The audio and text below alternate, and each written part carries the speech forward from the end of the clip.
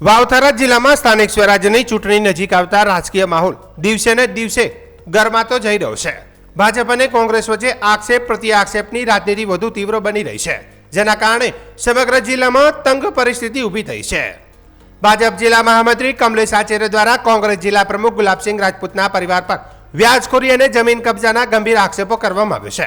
આ નિવેદન બાદ રાજકીય વર્તુળોમાં ચર્ચાનો માહોલ સર્જાયો છે અને બંને પક્ષના સમર્થકો આમને સામને આવી રહ્યા છે. આક્ષેપો સામે વિસ્તારમાં વિવિધ સમાજના લોકો ખુલ્લેઆમ ગુલાબસિંહ રાજપૂતના સમર્થનમાં ઊભા રહ્યા છે. ખાસ કરીને બ્રહ્મ સમાજ દ્વારા સ્પષ્ટપણે જણાવાયું છે કે તેઓ તમામ સમાજોને સાથે લઈને ચાલવાની પરંપરા જાળવી રાખશે અને કોઈપણ પ્રકારના વિવાદને વધારવા ઈચ્છતા નથી. આ મામલે જિલ્લા પ્રમુખ તેમજ થરાદના ધારાસભ્ય ગુલાબસિંહ રાજપૂતે તીખું અને પ્રતિસાદ આપતા જણાવ્યું કે મારા દાદા અને મારા પરિવાર પર કરાયેલા આક્ષેપોનો સાચો જવાબ જનતા 26મી તારીખે આપશે. છેલ્લા 60 વર્ષમાં મારા દાદાએ આવું કંઈ કર્યું હોત તો જનતા ક્યારેય સહન ન કરતી. તેમણે વધુમાં ઉમેર્યું કે સસ્તી પ્રસિદ્ધિ મેળવવા માટે બિનઆધારિત આક્ષેપો કરવામાં આવી રહ્યા છે. અગાઉ પણ સમાજોને આમને સામને લાવવાના પ્રયાસો કરવામાં આવ્યા હતા. મને કોઈ વ્યક્તિગત જવાબ આપવાનો નથી. મારી જનતા જ સચ્ચાઈનો જવાબ આપશે. ચૂંટણી પૂર્વે વધતા રાજકીય તણાવને કારણે વાવથરા જિલ્લામાં રાજકીય પારો ચરમસીમાએ પહોંચ્યો છે. હવે 26મી તારીખે મતદાન દરમિયાન જનતા શું નિર્ણય લેશે, જે એવું જોવાનું રહ્યું. કે અમે આ ચૂંટણીમાં ભારતીય જનતા પાર્ટીને છઠ્ઠીનું ધાવણ યાદ કરી દઈશું. હવે એમને આપ બધાના માધ્યમથી મારે કહેવું છે કે એ લોકોને એમના વડવાઓએ વર્ષો સુધી વાવ ઉપર શાસન કરી ગરીબ પ્રજાની 10% વ્યાજે રૂપિયા આપી કેટલી એ જમીનો બચાવી પાડી. હવે એ લોકોએ વિસ્તારને છઠ્ઠીનું ધાવણ તો વહેલું યાદ કરાયું. ઓપરે એમને છઠ્ઠીનું ધાવણ યાદ કરવાનો સમય આવ્યો છે.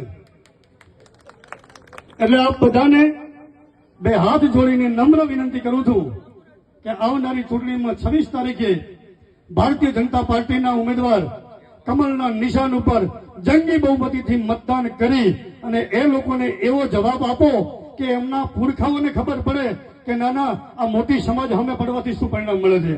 અસ્તુ ભારત માતા. હવે એક સસ્તી પ્રસિદ્ધિ માટે કરીને એક ભાજપના હોદ્દેદાર દ્વારા આજે નિવેદન આપ્યું છે. મારે તો એમને કઈ જવાબ આપવો નથી, પણ લગભગ વાવ થરાદની અંદર મારા પરિવારનું છેલ્લા 60 વર્ષથી રાજકારણની અંદર છે અને જો કોઈ ખોટી રીતે સંપત્તિ બનાવવાની વાત હોય કે વ્યાજની વાત હોય તો 60 વર્ષ સુધી આ વિસ્તારના લોકો આવા અત્યાચાર કોઈ દિવસ સહન ના કરે. આજથી 60 વર્ષ પછી પણ લોકોની અંદર એક મારા પરિવારની સ્વીકૃતિ છે. ક્યાંક અમારા પરિવારની માણસાઈના લીધે છે, અમારા સમાજની માણસાઈના લીધે છે.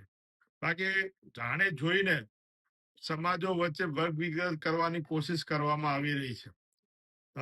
અમે સૌ પણ આનંદ પ્રકાશ બાપુમાં માનીએ છીએ. અમારા કોઈ પણ સારા કાર્ય થયા હોય તો હંમેશા આનંદ પ્રકાશ બાપુના આશીર્વાદ લઈને થયા છે અને બ્રહ્મ સમાજ પણ આનંદ પ્રકાશ બાપુમાં ખૂબ માને છે. ત્યારે જાણે જોઈને બે સમાજ વચ્ચે કઈ રીતે વર્ગ વિગ્રહ થાય એના માટે કરીને હું કઈક એવું નિવેદન આપું જેનાથી કોઈ રાજપૂત સમાજ મારા ઉપર કઈક એવું નિવેદન આપે એના લીધે વર્ગ વિગ્રહ થાય, ચૂંટણીમાં ફાયદો થાય, એના માટે કરીને આ આડકતી રીતે કાવતરું છે.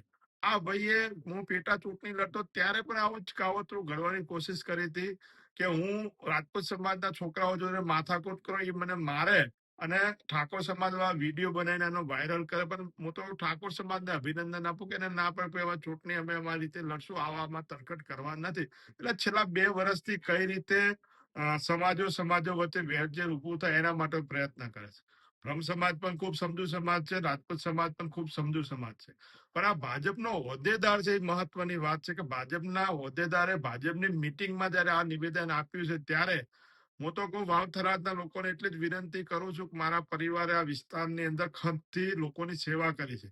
મારા દાદા હેમાભાઈ ઉપર આને જે આક્ષેપ કર્યા છે એને તો હું કહું કે હેમાભાઈએ જો આ વિસ્તારના લોકોની સાચી સેવા કરી હોય તો આનો જવાબ લોકો 26મી તારીખે ઈવીએમ પર કોંગ્રેસ પાર્ટીને વોટ આપીને ભાજપને જવાબ આપશે કે ભાઈ આ વિસ્તારમાં હેમાભાઈએ શું સેવા કરી છે કે શોષણ કર્યુંનો જવાબ સમગ્ર વાવથરા જિલ્લાની અંદર લોકો, ખાસ કરીને રાજપૂત સમાજને વિનંતી કરું છું, સૌર સમાજને વિનંતી કરું છું. કદાચ અમે સામસામે ચૂંટણીઓ કોઈ પણ સમાજના લડ્યા છું, પણ ક્યારે કોઈ સમાજના વેરઝેર ઉભું થાય એવું મારા પરિવારના લોકોએ કામ નથી કર્યું. અને જે મારા દાદા ઉપર આ ખોટા ગંભીર આરોપ જે પોતાની હલકી પ્રસિદ્ધિ માટે કર્યા છે, ત્યારે એનો જવાબ સમગ્ર સર્વ સમાજ 26મી તારીખે ઈવીએમ પર કોંગ્રેસ પાર્ટીને વોટ આપીને આ ભાઈને જવાબ આપશે. તો સાહેબ કોઈ કાર્યવાહી કરવાના છો ભાજપનો? હું આવા માણસોને મોટા કરવા માંગતો નથી. આની કાર્યવાહી લોકો કરશે. લોકો 26મી તારીખે આનો જવાબ આપીને કાર્યવાહી કરશે. મિત્રો, આજે એક રાજકીય સભામાં જે બ્રહ્મ સમાજના આગેવાન કમલેશભાઈ આચાર્ય દ્વારા જે રાજપૂત સમાજ ઉપર જે આક્ષેપો કરવામાં આવ્યા છે, જે ગુલાબસિંહ રાજપૂતના પરિવાર ઉપર અને સ્વર્ગસ્થ હેમાબેન રૂડાજીના પરિવાર ઉપર જે આક્ષેપો કરવામાં આવ્યા છે, એને વ્યક્તિગત કમલેશભાઈના શબ્દો છે, એમાં બ્રહ્મ સમાજને કંઈ લાગતું વળગતું નથી. અતિ ઉત્સાહમાં અને અતિ ઉન્માદમાં આવી અને આ રીતે જે શબ્દો વાપર્યા છે, ખરેખર શબ્દો ના વાપરવા જોઈએ. રાજકારણની એક સંયમને મર્યાદા છે. કોઈ પણ વ્યક્તિને આ રીતે બદનામ ના કરવો જોઈએ. હું કમલેશભાઈ આચાર્યને વિનંતી કરું છું, બ્રહ્મ સમાજના એક આગેવાન તરીકે હું બ્રહ્મ સમાજને અને કમલેશભાઈને વિનંતી કરું છું કે રાજકારણ કરો પણ આવા શબ્દોનો ઉપયોગ ના થવો જોઈએ. ઠાકોર સમાજ, રાજપૂત સમાજ અને બ્રહ્મ સમાજ વર્ષોથી એકબીજા સાથે સંકળાયેલો સમાજ છે. વર્ષોથી એકબીજા સાથે ભાઈચારાની ભાવના સાથે રહેતો સમાજ છે.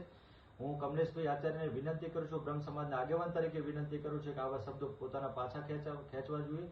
રાજકારણ કરો પણ રાજકારણના જે શબ્દોની એક મર્યાદા છે, આ શબ્દો તમને શોભતા નથી અને બ્રહ્મ સમાજને પણ શોભતા નથી. પૂજ્ય આનંદ પ્રકાશ બાપુના આપણે બધા પૂજ્ય એમના સંતાનો છીએ, તો આવા શબ્દો આપણને ના શોભે. એટલે હું કમલેશભાઈને વિનંતી કરું છું બ્રહ્મ સમાજ વતી કે ભાઈ આ શબ્દો પોતાના પાછા ખેંચવા જોઈએ.